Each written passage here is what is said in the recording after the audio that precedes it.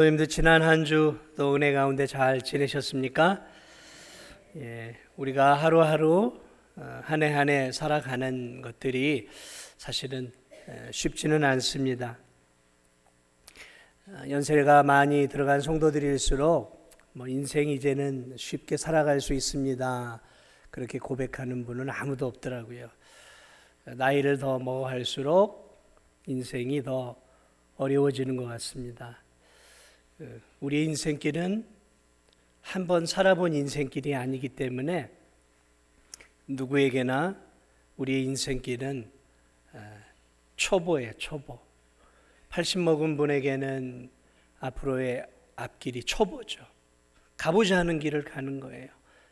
그래서 우리의 인생길은 사실 쉽지 않습니다. 세상에 쉬운 인생은 아무도 없습니다.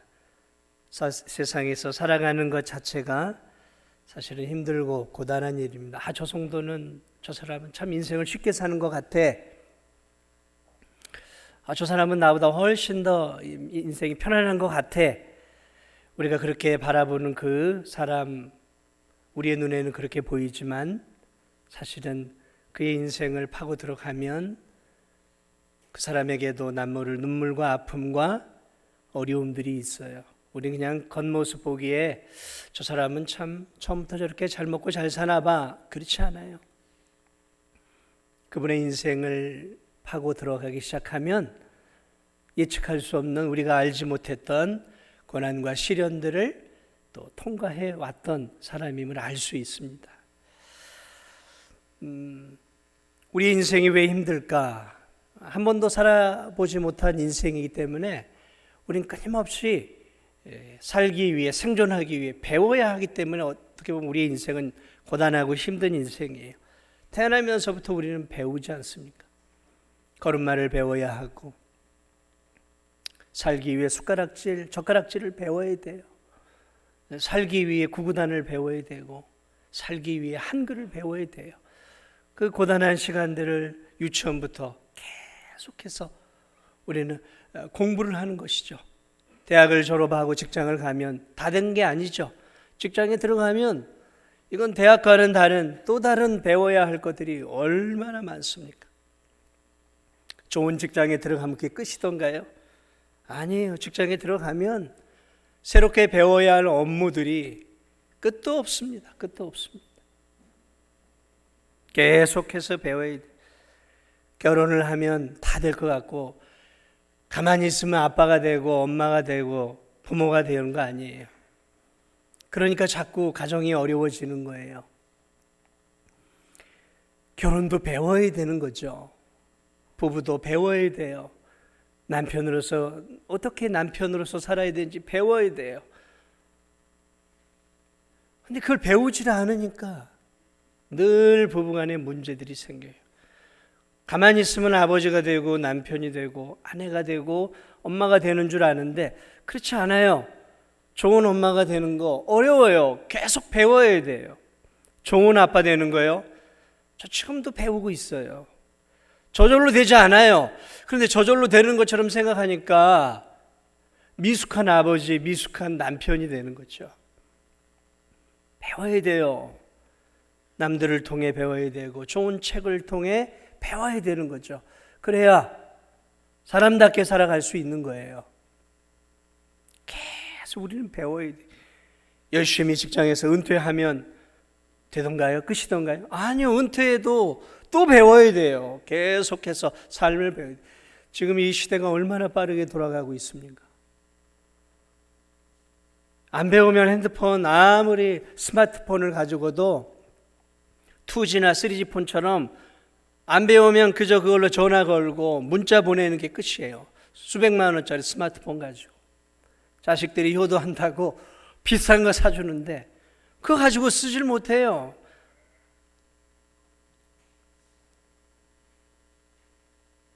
생존하기 위해서 우리는 끊임없이 배워야 됩니다. 그러니까 배우는 것 자체가 사실 고달픈 거죠. 교회 왔더니 또 성경을 배우래요. 배워야 돼요. 믿음이 잘하려면 배워야 된다니까. 안 배우면요 어딜 가나 어린아이 같은 대접을 받아요. 나이와 상관없이. 어딜 가도 대접을 받는 사람은 배운 사람들입니다. 나이하고 상관이 없어요. 배운 사람들이 지도적인 위치에 있는 거예요. 그것도 맞는 거죠. 그래야 그 사회 공동체가 움직여 가는 거거든요. 그게 배워야 돼, 배워야 돼. 80이 넘어서도 배워야 되는 겁니다. 90이 넘어서도 배워야 돼요. 그러니까 죽을 때까지 배우니까 배우는 건 힘든 일이에요. 인생이 힘든 거예요. 그래서 그것만 힘들겠습니까? 먹고 살아가야 되는 게 힘든 일 아니겠습니까? 어린 시절은 부모가 먹여주지만 고등학교를 졸업하고 대학을 졸업하면 이제 내가 취직을 해서 내가 먹고 살아야 되잖아요. 먹고 사는 일들이 만만치 않아요.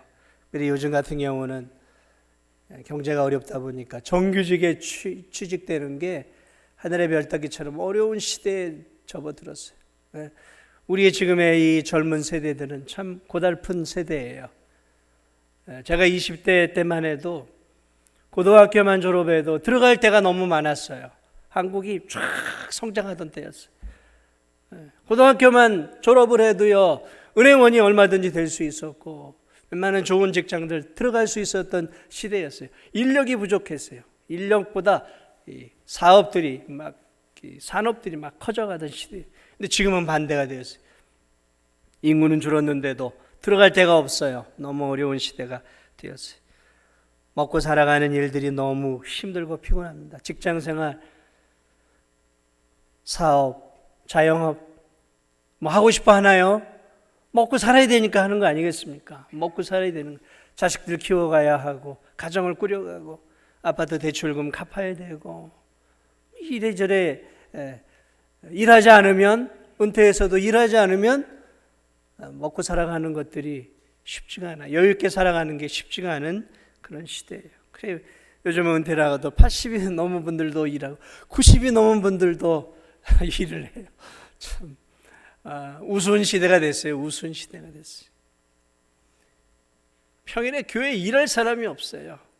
다 일하는 다 일. 이런 시대가 될 거라고는 이렇게 빨리 올 거라고는 제가 상상을 못했어요.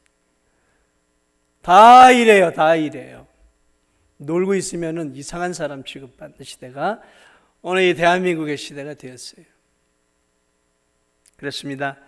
사랑하는 여러분, 우리는 먹고 살아가는 이 일들로 인해 좀 많은 스트레스를 받고 긴장 가운데 살아가고 있습니다. 재정적인 압박, 업무에 대한 스트레스, 사람들과의 관계에 대한 갈등, 또 가정을 꾸리고 자녀를 양육하는 많은 어려운 문제들, 예측할 수 없는 삶의 다양한 압박들이 우리의 삶을 조여오고 힘들게 하죠. 나이가 들어가면 이제 병이 들고 약해지고 또 소외되어지는 그런 고독과 외로움, 그런 어려움들이 또 우리에게 찾아오죠. 자, 그러므로 이런 힘든 인생길 속에서 우리 모두가 꿈꾸는 게 있어요. 그것이 무엇이냐면 행복하게 살고 싶은 거예요. 신자든 불신자든 상관없이 우리 모두의 마음속은 이 힘든 인생길 속에서 행복하게 살고 싶은 거예요. 행복하게. 행복이라는 글자를 떠오르든 떠오르지 않든 우리의 근원적인 마음 깊은 속에서는 행복하게 살고 싶은 거예요. 만족스럽게 살고 싶은 거예요. 그게 우리 모두가 본질적으로 꿈꾸고 있어요. 왜? 인생이라는 게 힘든 거예요. 인생이라는 이 바다는 힘든 곳이거든요. 쉽지 않단 말이죠. 어떻게 해야 행복하게 살 수 있을까? 나름대로 행복을 정의하고 나름대로 행복을 꿈꾸고 열심히들 살아가고 있습니다. 오늘 이 시편 기자도 그런 본질적인 문제를 잘 알고 있었어요. 인생은 누구나 행복을 꿈꾸고 있구나. 그럼 어떻게 해야 행복한 인생을 살 수 있을까? 그러면서 오늘 이 시편 기자가 먼저 말하고 있는 부분은 세상 사람들은 절대로 행복한 삶을 살 수 없다라고 규정하고 이 시편을 써내려가고 있어요. 왜 세상 사람들은 행복할 수 없을까요? 왜 이 시편 기자는 하나님을 믿지 않는 자들은 본질적으로 행복할 수 없다는 전제하에 이 시편을 쓰고 있다라는 거죠. 오늘 이 본문을 보면 1, 2절, 특별히 1절이죠. 1절을 보면 세상 사람들이 행복을 갈구하지만 행복할 수 없는 그 이유를 먼저 세 가지를 이야기를 하고 있어요. 세상 사람들이 행복하지 못하는 첫 번째 이유는 세상 사람들은 자기의 꾀를 따르는 인생을 살기 때문이다라고 말하고 있어요. 1절을 한번 볼까요? 우리가 잘 알고 있는 말씀 외우고 있잖아요. 복 있는 사람은 악인의 꾀를 따르지 아니하며, 복 있는 사람, 복 받은 사람, 그렇게 표현할 수도 있고 다른 말로는 행복한 사람으로 표현할 수도 있습니다. 행복한 사람은, 우리가 좀 더 쉽게 접근해 보죠. 행복한 사람은 악인들의 꾀를 따르지 아니하며, 그러니까 행복하려면 악인들의 꾀를 따르지 않아야 된다. 다시 말하면 악인들에게는 행복이 없다라는 거예요. 그러니까 악인들의 꾀를 따라서는 안 된다는 거죠. 악인들은 행복할 수 없다 그래요. 자, 그런데 여기서 말하고 있는 악인이 누구인가를 정의해야 돼요. 시편 기자가 말하고 있는 악인은 누구일까요?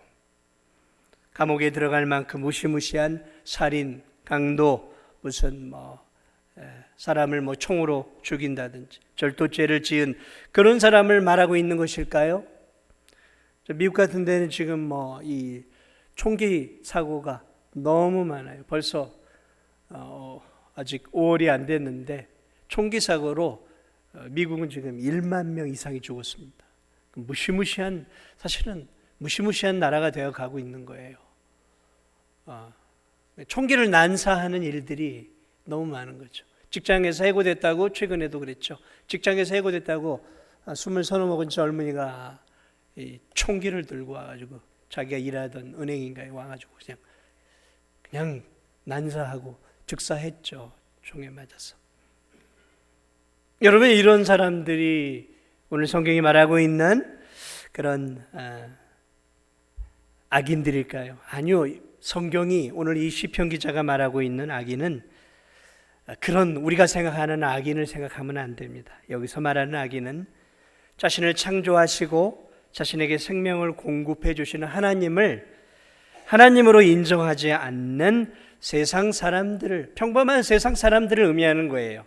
하나님을 하나님으로 인정하지 않는, 그래서 자신을 만드신 인생의 주인이신 하나님을 자신의 삶의 주인으로 인정하지 않고 자기 자신을 인생의 주인으로 여기며 살아가는 자를 성경은 악인이다라고 표현하고 있는 거예요.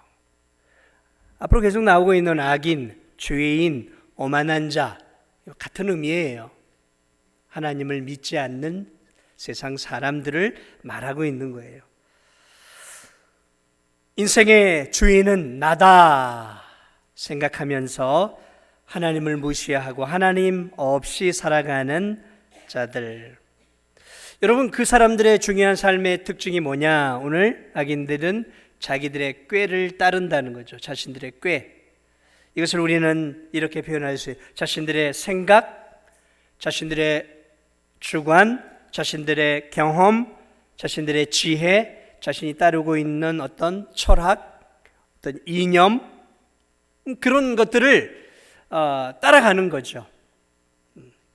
하나님의 말씀을 따라가는 인생이 아니라 자신이 옳다 생각하는 주관, 소신, 이념, 철학, 이런 것들을 내 인생의 가장 중요한 것으로 삼고 자기 꾀를 따라 인생을 살아가는 자들에게는 행복이 없다라는 거죠. 행복이 없다.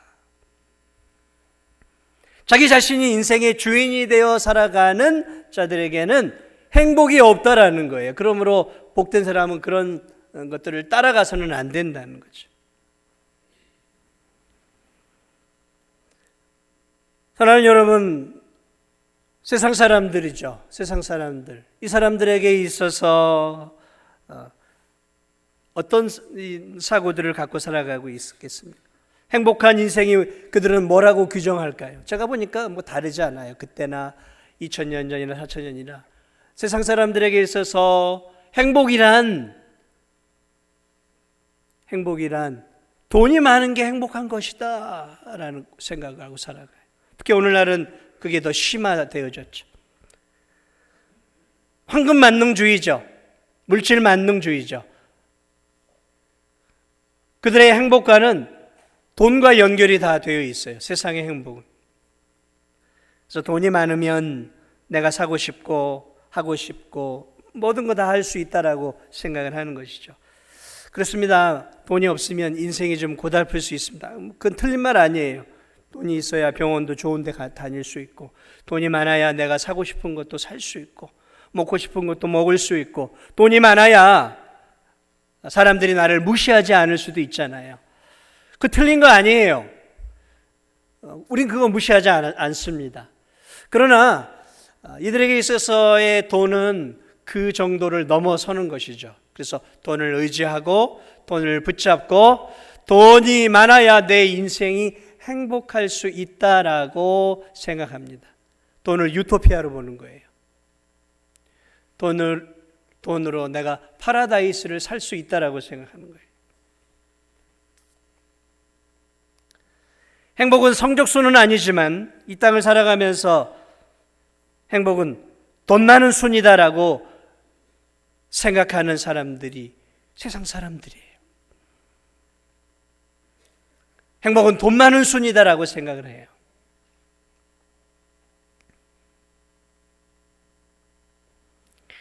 행복은 성공한 인생이 행복한 것이다. 여러분, 이게 기본적으로 깔려있는 세상의 사고방식입니다. 성공한 것, 자기 분야에서 성공해 최고의 학위를 받고 최고의 연봉을 받고 최고의 대우를 받는 인생, 자기 분야의 성공에 많은 사람들에게 인기와 또 명성을 얻는 삶, 그게 행복한 인생이라고 다들 생각해요.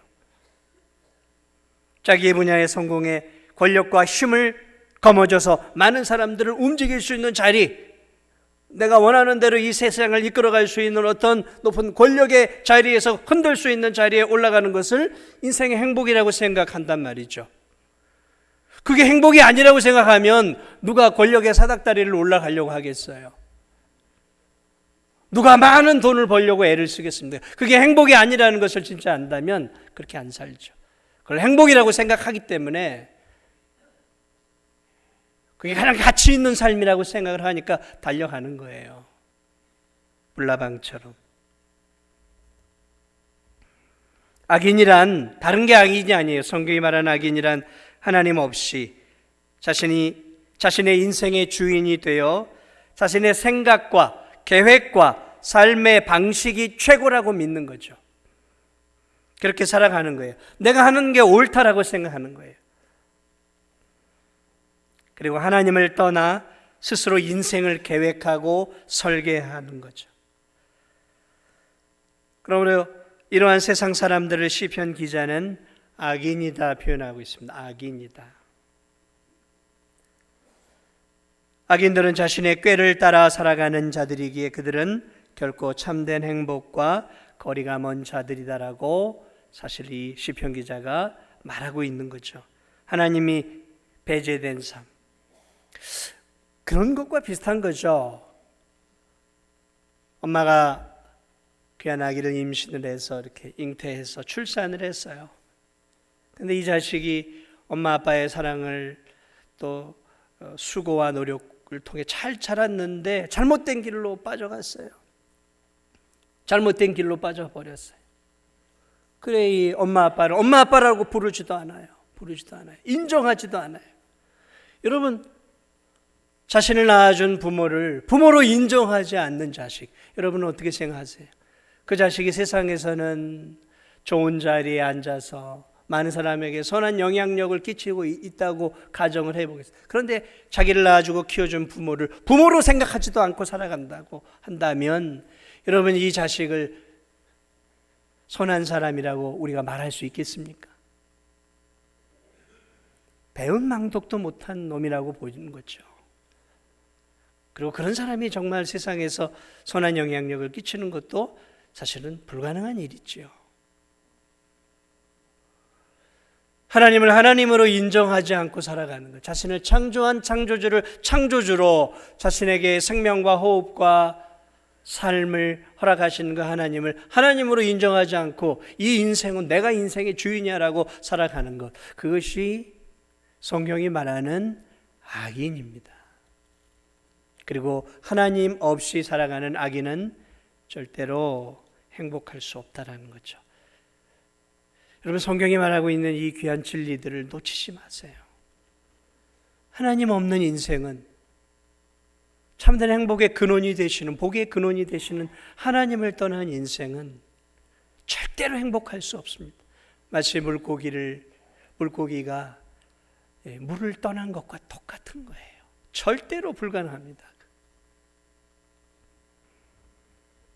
오늘 두 번째로 이렇게 세상 사람들이 행복하지 못하는 이유를 이렇게 얘기합니다. 두 번째 이유로, 세상 사람들은 자기의 꾀를 따라 실제적으로 그렇게 그 꾀를 따라 살아가기 때문에 그래요. 1절에 보니까 복 있는 사람들은 죄인들의 길에 서지 않는다 그래요. 죄인들의 길. 이제 악인에서 죄인으로 넘어오고 있습니다. 죄인이 같은 의미예요. 죄인들의 길에 서지 않는다. 무엇입니까? 자신의 꾀를 따라서 이제 그 꾀를 따라 들어가는 그 삶의 길에 들어서서 그렇게 인생을 살아가는 거예요. 죄인의 길에 들어서는 거예요. 믿음의 길로 걸어가는 인생이 아니라 자신의 꾀를 따라 죄의 길로 들어서서 자신들이 원하는 삶의 로드맵을 따라 살아가는 거예요. 그렇게. 이게 옳은 길이라고 생각하는 게. 잠언을 보면 어떤 길은 사람의 보기에 바르나 필경은 사망의 길이다라고 말하고 있습니다. 이 길을 따라가면 내가 행복해질 거야. 이 길을 따라가면 복된 길이 될 거야. 이 길을 따라가면 내 인생이 지금보다 훨씬 나아질 거야 라고 그 길을 따라가는데, 그 길이 생명의 길이 아니라 영원한 죽음을 향한 길이라는 것이죠. 자기의 꾀를 따라가는, 자기의 이성을 따라가고 자기의 상식과 자기가 옳다 생각하는 그 길을 따라가는 죽음의 길이라는 거죠. 아까도 말했지만 여기서도 이 죄인은 민형사법으로 죄를 짓는 그런 죄를 말하는 것이 아니라는 것입니다. 자기의 삶의 방식을 따라 자신의 방식대로 살아가는 삶입니다. 그러니까 우리의 눈으로 어찌 보면 우리 주변에 평범하게 살아가고 있는, 하나님을 믿지 않는 사람들의 그냥 평범한 삶의 모습일 수도 있다라는 것이죠.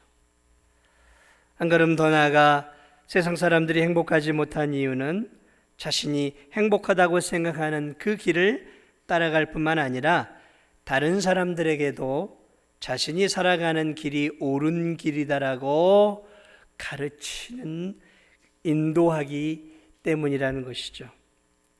그 사람을 오늘 성경은 오만한 자들이라고 표현하고 있습니다. 오만한 자들의 자리에 앉지 말라 말하고 있어요. 오만한 자들은 무엇입니까? 자리에 있지 않는 거예요. 그 길을 따라, 잘못된 길을 따라가는 것만이 아니라 한 걸음 더 나아가서 이제 이 길이야말로 생명의 길이다라고, 이 길이야말로 행복의 길이다라고 많은 사람들을 끌어당기는 사람들이에요. 끌어당기는 사람. 예를 들면 이단 같은 사람들일 수도 있고 사이비 같은 사람들일 수도 있습니다. 그래서 자신만 그 길을 가는 것이 아니라 다른 사람들을 끌어들여요. 자, 가자. 이 길이 생명의 길이고 이 길이 행복의 길이라고 사람들을 이렇게 끌어들이는 거죠. 철학자일 수 있습니다. 철학자일 수 있어요. 철학을 통해서 실존주의, 허무주의 같은 그런 철학으로 사람들을 끌어들여서 죽음에 이르게 하는 것이죠. 나의 철학을 따라와라. 그러면 진리를 만날 수 있을 것이다. 철학자들. 또 이념 사상가들. 이념 극좌나 극으로 이렇게 너무 치우쳐서 우리를 따라와라. 우리를 따라와라. 이 사람이야말로 이 시대를 바꿀 수 있는 유일한 사람이다. 이념주의자들 따라오라는 거예요. 이 사람을 따라가면 이 나라가 뒤바뀔 거라는 거죠. 이 이념을 따라가면 세상이 바뀔 거라는 거죠. 공산주의가 그런 거잖아요. 공산주의가 그런 거예요. 공산주의는 어떤 의미에서는 좋은 의미가 있어요. 우리 다 같이 잘 먹고 잘 살자, 이거 아니겠습니까? 잘 먹고 잘 살자. 여러분, 이 공산주의 태동이 언제 일어났습니까? 중세 시대에는 다 지주들이 다 잡고 있었던 시대예요. 그러니까 나머지 사람들은 다 가난하게 살았단 말이죠. 너무 이 귀족들이 잘 먹고 잘 사니까 이제 봉기하고 일어나는 거 아니에요. 우리 다 같이 잘 먹고 잘 살아야 되지. 그게 공산주의예요. 그런데 이게 좋은 게 아니라 이 혁명으로 뺏어가지고 이제 나눠 먹자라는 거잖아요. 혁명으로 뺏어서 나눠 먹었습니까? 혁명으로 뺏은 그 사람들이 또 부르주아 계급 높은 자리에 앉아가지고 나머지 사람들은 다 고통을 당하고 있죠. 이런 이념들, 잘못된 그런 사상들이 수많은 사람들을 잘못된 행복의 길로 인도하고 있다는 것이죠. 오만한 자, 이런 사람들은 결코 행복해질 수 없다라고 말하고 있어요. 오늘 시편 기자가 말하고 있는 첫 번째 가장 중요한 진리, 그것은 하나님 없이 하나님을 떠나 자신들이 자신의 인생의 행복의 길을 만들어내고 행복의 로드맵을 만들어내는 거예요. 그래서 이 길을 따라가면 참 행복한 인생이 될 거야. 이렇게 돈을 따라가고 성공을 따라가고 물질을 따라가고 이렇게 살아가면 행복한 길이 될 거라고 그렇게 생각하고 그 길을 따라가고, 그리고 다른 사람들을 끄집어 당겨서 같이 그 넓은 길, 넓은 문을 향해 가는 그 모든 자들에게는 참된 행복이 없다라고 오늘 성경은 말하고 있어요. 복 있는 사람은, 참 행복한 사람은 그들의 길을 따라가지 않는다는 거죠. 그러므로 오늘 이 본문이 우리에게 말해주고 있는 것이 무엇입니까? 그러면 참 행복한 사람들은, 참 복된 사람들은 어떻게 살아가야 하는가? 복된 사람들은, 그게 다시 1절로 돌아가면 복 있는 사람은 악인들의 꾀를 따라가지 아니하며 죄인들의 길에 서지 아니하고 오만한 자들의 자리에 앉지 않아야 한다는 거죠. 그러므로 우리가 이 땅 속에서 행복한 인생을 살기 위한 첫 번째 조건은 우리의 마음 속에 하나님이 있어야 한다는 거예요. 오늘 이 성경이 말하고 있는 부분이 그 부분이에요. 우리의 마음 속에 하나님이 인생의 주인으로 있어야 하는 거예요. 우리의 마음 속에 예수 그리스도를 구주로 믿고 예수 그리스도가, 하나님이 우리의 인생의 주인이 되어질 때 비로소 이 인생은 복된 인생, 행복한 인생으로서의 출발이 가능하다라고 말하고 있는 것입니다. 그러므로 사랑하는 여러분, 하나님이 없는 인생은 불행한 인생입니다. 하나님이 없는 인생, 하나님이 없는 인생의 그 로드맵의 그 길의 끝은 어딜까요? 영원한 지옥이죠. 영생이신 하나님을 소유하고 살아가는 그 인생. 그러므로 행복한 인생의 첫 단추는 하나님을 믿고 하나님이 보내신 예수 그리스도를 내 마음 속에 모시고 그분을 내 인생의 중심으로 모시고 살아가는 인생임을 여러분 믿으시기 바랍니다. 이게 선행되어야 돼요. 이게 안 되면 그 어떤 인생도 행복한 인생이 될 수 없습니다. 그리고 또 하나가 있어요. 두 번째는 바로 이제 예수 그리스도를 마음속으로 모신 그 인생은 세상 사람들처럼 자신의 꾀를, 자신의 사상, 자신의 지혜, 자신의 경험, 그리고 자신이 옳다 생각하는 삶의 방식을 따라 인생을 살아가는 것이 아니라, 내 꾀가 아니라 하나님이 원하시는, 하나님께서 말씀하시는 하나님의 말씀을 따라 주님이 원하시는 길을 걸어가는 그 인생이 행복한 인생이다라는 사실을 여러분 잊지 마시기 바랍니다. 그러면 어떻게 살아야 될까요? 오늘 성경은 바로 그 부분을 이렇게 말하고 있습니다. 오직 여호와의 율법을 즐거워하며 그의 율법을 주야로 묵상하는 자로다. 세상 사람들은 세상의 사상과 철학과 이념과 이런 것들을 따라서 자신의 꾀를 따라 인생을 설계하고 계획하고 살아가지만, 하나님을 믿고 예수님을 주로 모신 사람들은 말씀을 따라가는 사람들이에요. 말씀. 그 말씀이 인생의 마음판에 새겨지고 그 말씀을 붙잡고 살아가는 인생. 그래서 여러분, 이 성경은 우리 인생의 로드맵이에요. 로드맵. 천국까지 가는 로드맵이에요. 어떻게 살아야 할지, 어디를 향해 어떤 마음을 가지고 살아가야 할지, 성경이 우리에게 우리가 살아가야 할 모든 삶의 길을 제시해 주고 있다는 거죠. 그래서 오늘 시편 기자도 자신의 꾀가 아니라 여호와의 율법이 무엇입니까? 오늘 우리에게는 66권의 하나님의 말씀이에요. 하나님의 이 말씀이 우리에게 어떻게 살아야 할지에 대한 삶의 모든 방향성들을 가르쳐줘요. 나침판과 같은 것이죠. 비행기, 배든 어떻게 항로를 운행할까? 그럼 어떻게 운행할까요? 로드맵이 있어요. 그 안에는 모든 차에든 선박이든 그리고 비행기든 간에 나침판이라는 게 있고 로드맵이 있어요. 그것을 우리는 다른 말로 내비게이션이라고 하는 거죠. 그런 것들이 장착이 되어 있어요. 그래서 목적지를 잡으면 그 목적지를 향해 가는 그 항로를 쭉 해놓는단 말이죠. 그러니까 항공사도 그 길을 따라가는 거예요. 그렇지 않으면 비행기끼리 충돌하게 되어지는 것이죠. 그 길을 따라가는 거예요.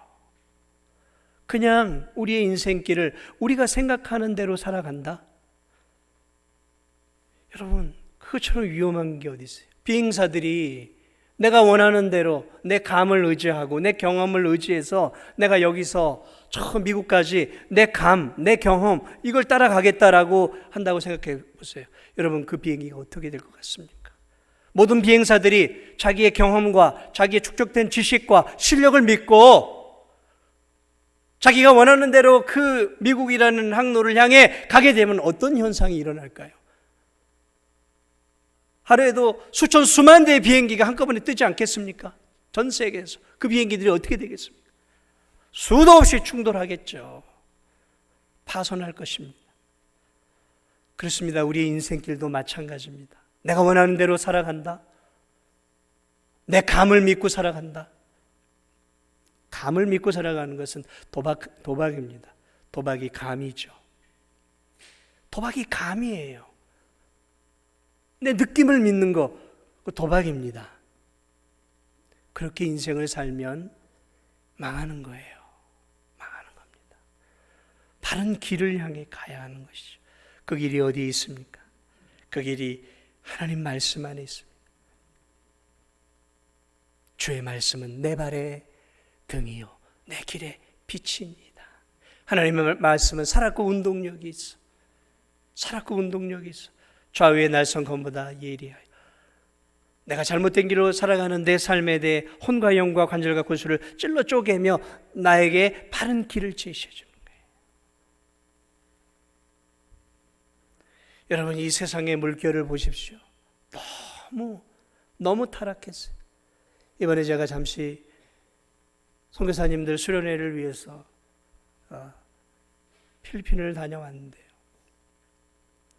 휴양지 쪽에 있었어요. 그런데 제가 그 사람들을 유심히 좀 살펴봤는데요. 이번에 깜짝 놀란 게 있어요. 필리핀이든 다른 나라 사람이든 간에 그렇게 많이들 이 헤나라 그러죠. 문신들을 그렇게들 많이 했어요. 제가 한 3, 4년 만에 제가 이렇게 보면서 많이 변했어요. 너무 많이 몸에 문신. 뭐 문신을 한다 안 한다가 이 지옥을 간다 천국을 간다 그런 의미가 아니에요. 지금 세상의 흐름을 얘기하고 있는 거예요. 이렇게 유심히 보면은 저거 남자 같은데 여자로 이렇게 막 목소리는 남자 목소리가 나고 막 여기 수염 비슷하게 있는데 화장들 했는데 그렇게 이런 그 뭐라 그러죠? 게이죠, 게이. 필리핀에도 이 남자가 여자로 이렇게 좀 행색하는 사람들이 생각보다 많아요. 생각보다 많아요. 와.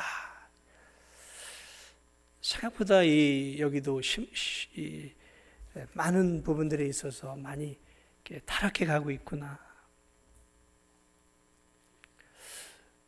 자기가 옳은 대로 그게 좋은 거죠. 자기의 그 소견에 오른 대로, 자기의 꾀가 오른 대로 살아가는 삶들이에요. 그냥 그게 좋은 거죠. 이렇게 살아가는 게 멋이고, 이렇게 살아가는 게 행복이고, 이렇게 살아가는 것이 내 인생을 즐겁게 해주는 것이라고 생각을 하고 있어요. 너무 많이 말씀으로부터 벗어나 있는 모습들. 이 세상 속에서 결국 참된 행복과 참된 하나님 기뻐하시는 삶을 살아갈 수 있는 것이 무엇일까? 우리 성경은 이렇게 얘기합니다. 오직 여호와의 율법을 즐거워하며 그의 율법을 주야로 묵상하는 자로다. 말씀을 붙잡고 살아가는 삶이 결국은 행복한 삶이고, 말씀을 붙잡고 그 말씀의 내비게이션을 따라서 내 인생을 그 말씀을 따라가는 삶이야말로 그 사람이야말로 오늘 성경이 뭐라고 얘기하고 있냐면 복이 있는 사람이다. 그 사람이 행복한 사람이다 라고 오늘 말씀하고 있습니다. 사랑하는 여러분, 여러분이 정말 예수 그리스도를 구주로 믿고 있는 하나님의 자녀들이 맞습니까? 그렇다면 여러분, 이 갈팡질팡한 세상, 다 자기 소견에 오른 대로 이게 옳고 이게 바르다라고, 이게 행복의 길이다라고 수많은 사람들이 자기 소견에 오른 대로 살아가고 있는 이 세상 속에서 사랑하는 여러분, 여러분은 어느 길을 선택해서 살아가시렵니까? 방법이 없어요. 제가 볼 땐 방법이 없어요. 하나님의 말씀을 여러분의 인생의 중심으로 꽉 붙잡고 살지 않으면 여러분도 이 세상 속에서 헤매고 방황할 수밖에 없는 세상이 되어버렸습니다. 지금 이 세상은 그래요. 제가 볼 때 예수님을 믿으면 구원을 얻을 수 있을지는 모르지만 말씀을 놓치고 말씀을 중심에 두지 않고 정신 차리고 살지 않으면 나도 모르는 사이에 세상 속에서 세상 사람들의 가치관을 가지고 세상 사람들의 삶의 방식을 따라가는 세속화된 크리스찬이 될 수밖에 없다라는 것입니다. 그럼 여러분, 말씀을 사랑하십시오. 말씀을 붙잡으십시오. 제가 볼 땐 이것만이 오늘 이 죄가 가득한 세상 속에서 우리가 참된 행복의 길을 걸어갈 수 있는 길이고, 그리고 이 길이야말로 말씀을 붙잡고 말씀을 따라가고 말씀대로 살아가는 삶이야말로 가장 안전한 길이고, 이 길이야말로 우리를 저 영원한 천국으로 인도하는 길이라는 사실들을 기억하시면서 하나님의 말씀을 내 인생의 로드맵으로 여기고 이 말씀을 꼭 붙잡고 말씀을 따라 이번 한 주도 살아가는 저와 우리 성도들이 되시기를 주님의 이름으로 축복을 드립니다. 말씀을 따라 살아가는 것, 그것이 예수님을 믿고 예수님을 따라가는 삶임을 꼭 기억하시면서 이번 한 주도 말씀을 붙잡고 세상을 이기시고 말씀을 붙잡고 방황하지 마시고 바른 믿음의 길을 걸어가는 우리 성도들 꼭 되시기 바랍니다. 사랑하는 여러분, 죄 많은 이 세상은 우리의 집이 아닙니다. 우리가 살아가는 이 세상은, 이 죄 많은 세상은 우리의 진짜 집이 아니에요. 우리의